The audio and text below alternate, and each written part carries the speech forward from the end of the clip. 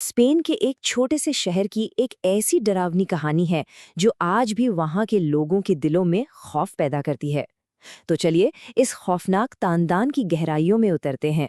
सोचिए एक ऐसी जगह जो दिन में तो किसी खूबसूरत पोस्टकार्ड जैसी लगती हो, लेकिन जैसे ही सूरज ढलता है हवा में एक अजीब सी ठंडक घुल जाती है। यही खूबसूरती धीरे धीरे एक अनजाने डर में बदल जाती है। जानते हैं क्यों? तो हमारी कहानी की शुरुआत होती है एक अजीब से शहर और एक नौजवान से, जो अनजाने में ही एक बहुत पुरानी दफन हो चुकी हकीकत से टकरा जाता है। मिलिए मैटियो गुरेरो से। 19 साल का ये नौजवान मैड्रिड से आया था। वो आर्किटेक्चर का स्टूडेंट था और पुराने यूरोपियन शहरों की इमारतों पर रिसर्च करने के लिए यहाँ सालोब्रेना शहर पहुंचा था। अब ये जो सलूब्रेना शहर था दिखने में एकदम पिक्चर परफेक्ट था। सफेद दीवारें, पतली पतली गलियां, 100 साल पुराने घर। लेकिन एक बात बहुत अजीब थी।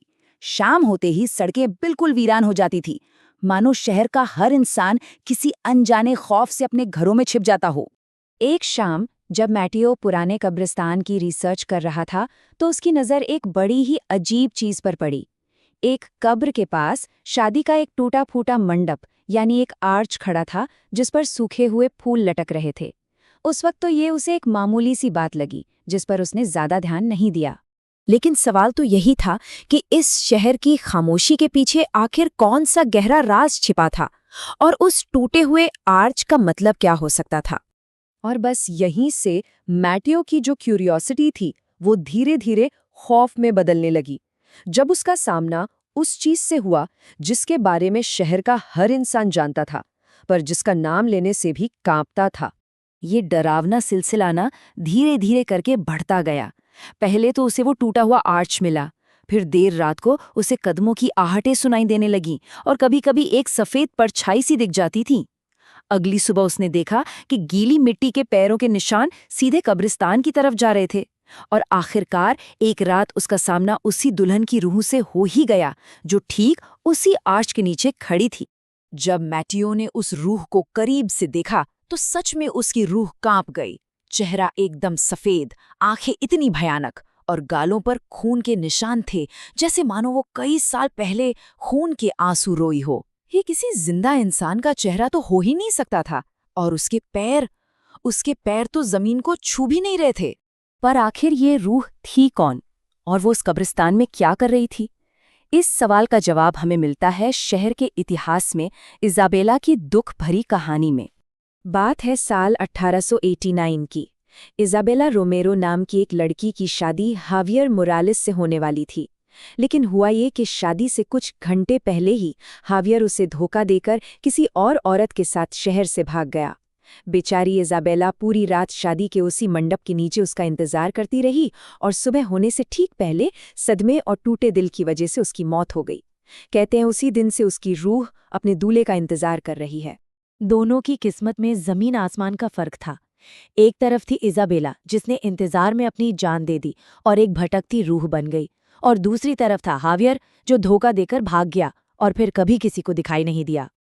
और बस इसी दर्दनाक कहानी से जन्म हुआ डेड ब्राइड के लेजेंड का। एक ऐसी दुल्हन की रूह जो आज भी उसी कब्रिस्तान में भटकती है और बेसब्री से अपने दूल्हे का इंतजार करती है।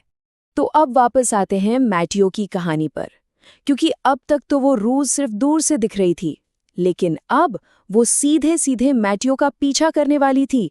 और इसकी वजह थी मैटियो की एक छोटी सी लेकिन बहुत बड़ी गलती। जब मैटियो ने घबराकर चर्च के पादरी को सब कुछ बताया तो पादरी ने उससे एक सवाल पूछा, क्या उसने उस आर्च से कुछ भी उठाया था? मैटियो ने मान लिया कि उसने वहां से कुछ सूखे फूल उठा लिए थे। ये सुनते ही पादरी का चेहरा सफेद पड़ गया। उसने कहा, तुरंत ये शहर छोड़ दो। वो रूह अब तुम्हें ही अपना दूल्हा समझ रही है, जो उसे लेने वापस आया है। मैटियो ने एक पल भी नहीं गमाया। वो फौरन अपने कमरे में जाकर सामान पैक करने लगा, लेकिन तभी उसकी नजर अपने कमरे के बंद दरवाजे पर गई। दरवाजे के नीचे से एक परछाई दिख रही थी। कोई ठीक दरवाजे के बाहर खड़ा था। और फिर कमरे में गीली मिट्टी और बासी फूलों की एक अजीब सी महक फैलने लगी, और दरवाजे का हैंडल अपने आप धीरे धीरे घूमने लगा। अचानक दरवाजा एक झटके से खुल गया। मैटियो की तो चीख ही निकल गई, पर सामने कोई नहीं था। हॉल एकदम खाली था। उसने अभी राहत की सांस ली ही थी कि बाहर आसमान में जोर से बिजली कड़की, और उस एक पल की रोशनी में उसने उस दुल्हन को देखा, हॉल में नहीं बल्कि अपने कमरे के अंदर, ठीक उसके सामने।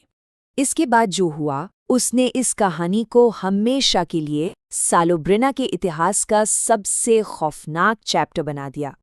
कुछ घंटों बाद मैथियो की लाश मिली। कहाँ? उसी पुराने कब्रिस्तान में, उसी टूटे हुए शादी के आर्च के ठीक नीचे।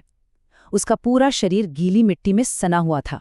शहर के लोगों का तो यही मानना है कि डेड ब्राइड की आत्मा ने आखिरकार अपना दूल्हा चुन ही लिया था और वो मैथियो को हमेशा हमेशा के लिए अपने साथ ले गई। लेकिन ये कहानी एक सवाल के साथ खत्म होती है। क्या मैथियो के बाद उस दुल्हन का इंतजार खत्म हो गया, या वो आज भी वहां इंतजार कर रही है किसी अगले दूल्हे का?